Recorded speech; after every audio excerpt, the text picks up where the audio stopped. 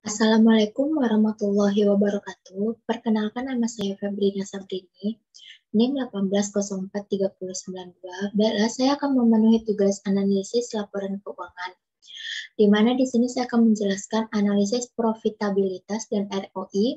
Di sini saya mengambil PT Gudang Garam, TBK, dan entitas anak.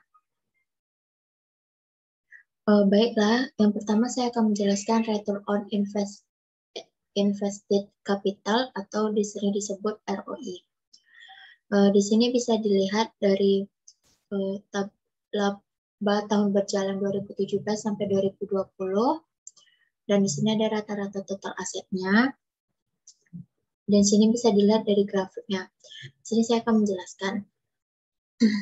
Dilihat dari tabel dan grafik di atas, perhitungan return on asset atau ROA pada PT Gudang Garam TBK di tahun 2017 sampai 2020 terdapat nilai, yaitu 2017 sebesar 12%, tahun 2018 sebesar 11%, tahun 2019 sebesar 15%, dan tahun 2020 sebesar 10%.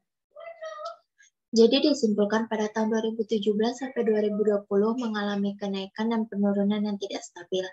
Karena di tahun 2017 dan 2018 mengalami penurunan, di 2019 kenaikan yang cukup bagus, namun di 2020 mengalami penurunan kembali yang tidak cukup baik, di mana sebenarnya tidak baik bagi kemajuan perusahaan kalau tidak ditangani secepatnya.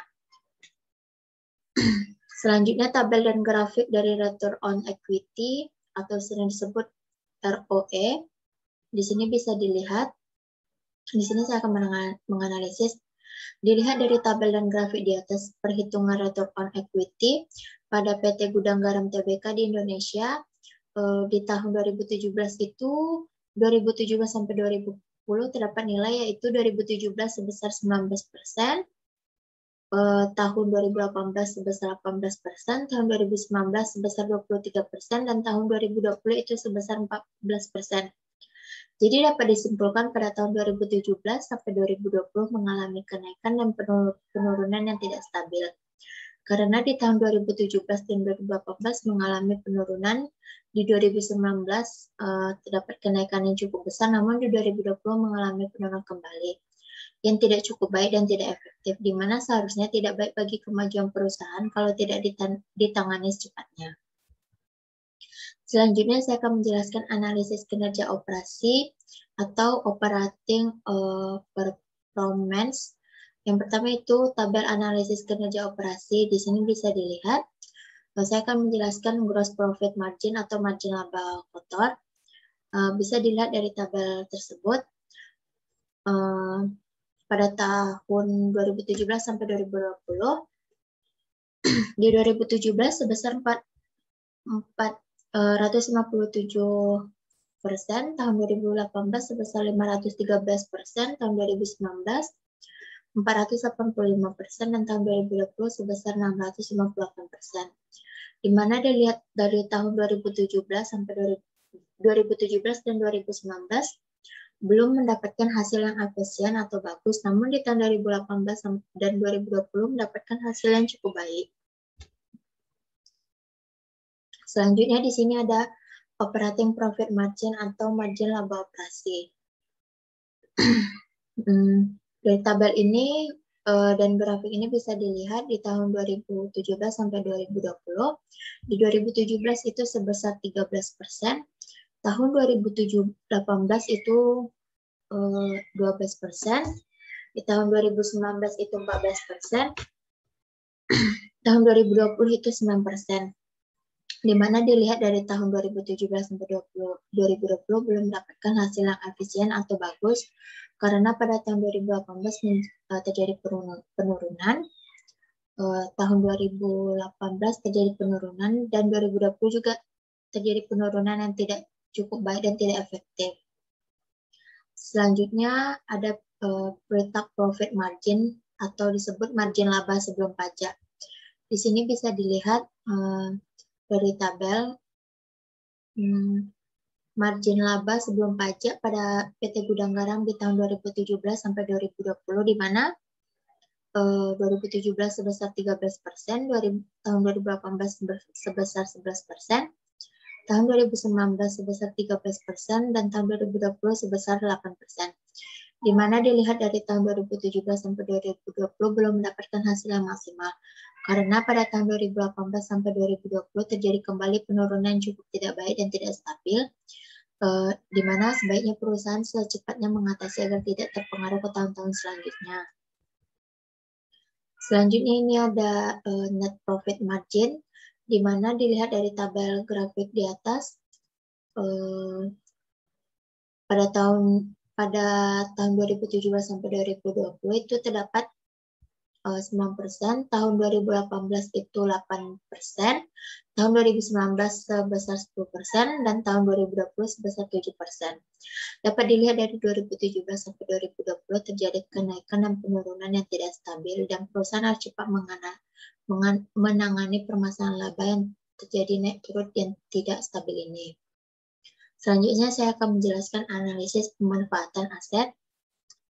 Yang pertama itu tentang cash turnover atau perputaran kas.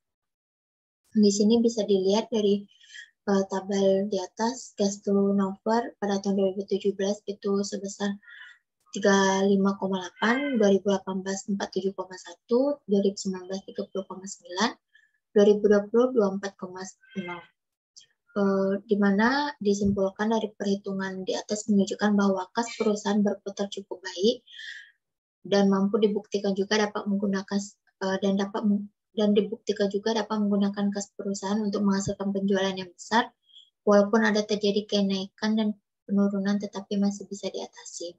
Dan satu kali perputaran kas adalah mulai kas diterima sampai kas tersebut dibayar kembali.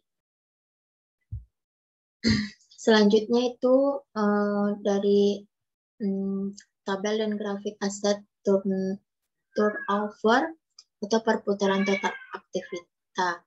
Di sini bisa dilihat total aset turnover-nya tuh atau TATO 2017 1,2, 2018 1,4, 2019 1,4, 2020 1,5. Jadi disimpulkan dari perhitungan di atas menunjukkan bahwa perputaran total aset setiap tahunnya mengalami kenaikan dan penurunan, di mana di sini bisa dilihat di 2018-2019 ini seimbang total perputaran total aktifnya, dan dapat menunjukkan bahwa perusahaan tidak efisien dan menggunakan aset perusahaan dalam menghasil volume penjualan tertentu.